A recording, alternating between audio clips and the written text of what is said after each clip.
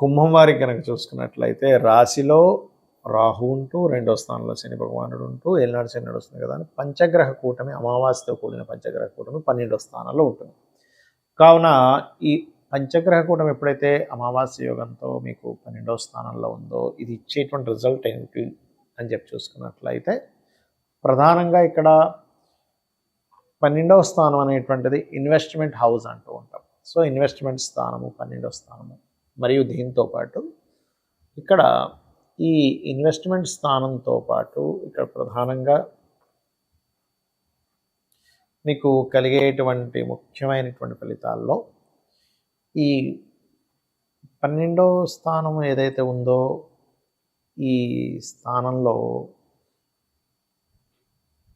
మనకి ఖర్చు పెట్టడము, ఇన్వెస్ట్మెంట్స్, విదేశాలు వీటికి కొన్ని మంచి ఉంటుంది, కొంత చెడు ఉంటుంది. అయితే